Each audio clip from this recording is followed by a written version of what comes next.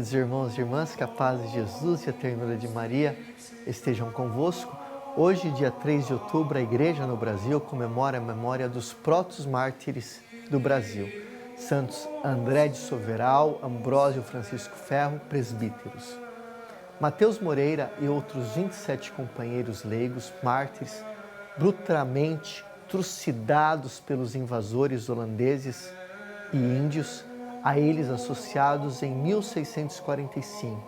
Todos conhecem um pouco da história da ocupação holandesa no nordeste do Brasil. Os Países Baixos, antiga possessão espanhola e em guerra contra a Espanha, atacaram o Brasil, que na época tinha como soberano o rei Felipe II, espanhol. A primeira invasão ocorreu em maio de 1624, quando os holandeses tomaram a Bahia. Foram expulsos em 1625 com a ajuda de uma frota espanhola. Não desistiram, em 1630 invadiram Pernambuco, tomando Olinda e Recife. Conseguiram fixar-se e aumentar os seus domínios em todo o litoral nordestino, no Maranhão, no Ceará, Piauí, Rio Grande do Norte, Paraíba, Pernambuco, Alagoas e Sergipe. Para governar Pernambuco, foi enviado o príncipe Maurício de Nassau, que governou com muita habilidade, atraindo a amizade dos brasileiros. Os holandeses chegaram à capitania do Rio Grande, hoje estado do Rio Grande do Norte, no dia 8 de dezembro de 1633. Depois da rendição dos portugueses da Fortaleza dos Reis Magos, que defendiam a entrada marítima da cidade, a principal preocupação dos invasores foi assumir o quanto antes os pontos estratégicos que garantiam a economia da região e a subsistência da população. A principal fonte de renda era o gado, seguido da cana-de-açúcar. Havia dois engenhos, o de Potengi, economicamente descendente, e o de Cunhal. Ora, quando os holandeses chegaram a Natal, vários moradores importantes refugiaram-se em Potengi, propriedade de um deles, na esperança de que viesse ajuda da Paraíba e de Pernambuco. Foram perseguidos. Os invasores, com a ajuda dos índios tapuias, mataram Francisco Coelho, dono do engenho, e sua mulher, e seus 6 filhos, e todas as outras pessoas que ali se encontravam, em número de 60. Este foi o primeiro massacre realizado pelos holandeses no Rio Grande do Norte. Como não havia a motivação religiosa, não é considerado um martírio pela fé. Enquanto em Potengi estava quase desativado o engenho de Cunhal. Era o mais importante centro da economia da capitania. Foi por isso palco de lutas pelo seu controle entre portugueses, índios e holandeses. Passadas todas as turbulências do período inicial da invasão, a vida do engenho voltou à sua normalidade, ao redor da capela de Nossa Senhora das Candeias, da Casa Grande e do engenho, viviam mais ou menos 70 modestos colonos e suas famílias. Durante a ocupação holandesa, a Igreja do Rio Grande do Norte, implantada pelo trabalho missionário dos jesuítas, estruturada em 2 paróquias, de Natal e de Cunhal, passou por um período de crise causada pelas autoridades hostis à igreja e pela busca de novos fiéis por pastores calvinistas. O calvinismo era a principal religião em terras flamengas, Holanda, que é a parte da atual Bélgica.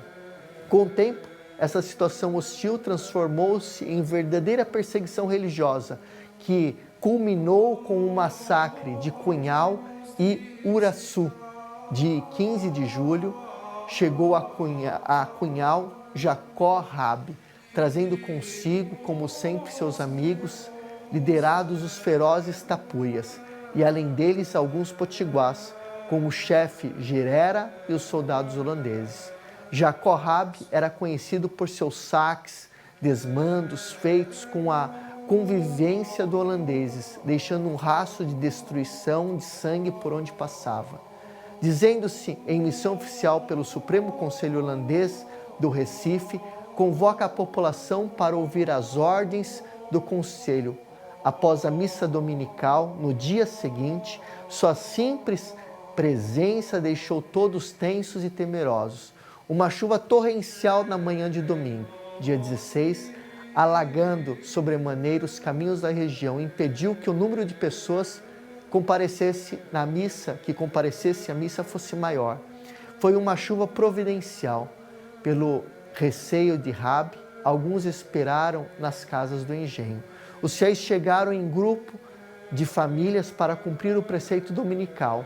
Padre André de Soveral iniciou a missa após a elevação da hóstia e do cálice, erguendo o corpo do Senhor para a adoração dos presentes. A um sinal de Jacó-Rabi foram fechadas todas as portas da igreja e se deu início a terrível carnificina. Foram cenas de grande atrocidade. Os fiéis em oração, tomados de surpresa e completamente indefesos, foram covardemente atacados e mortos pelos flamengos, com a ajuda dos tapuias e dos potiguares. Ao perceber que iam ser mesmo sacrificados, os fiéis não se rebelaram, ao contrário. Entre a ânsia de confessaram ao sumo sacerdote Jesus Cristo, Senhor nosso, pedindo-lhe cada qual com grande contrição perdão por suas culpas. Enquanto o Padre André estava exortando-os a morrer bem, rezando apressadamente o ofício da agonia. Os primeiros ataques ao venerado sacerdote Padre André de Soveral partiram dos tapuias. O padre, porém, falando a língua indígena na qual era bem versado, exortou-os a não tocar nas pessoas ou nas imagens e objetos do altar, sob pena de ficarem tolhidas as mãos e as partes do corpo que o fizessem.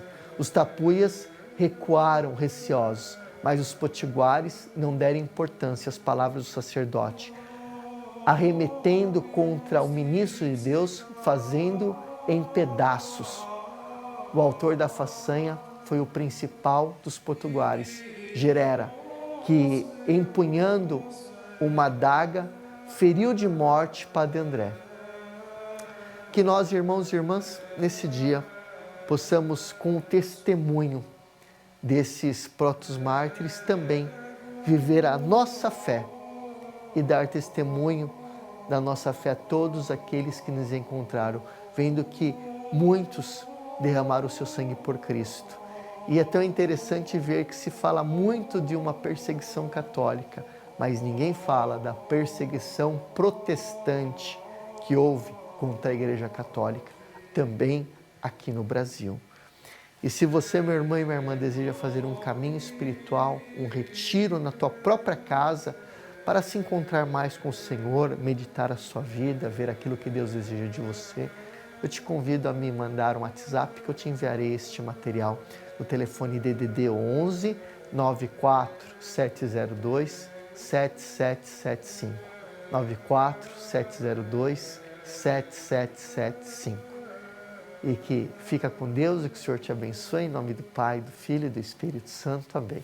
Tchau, tchau.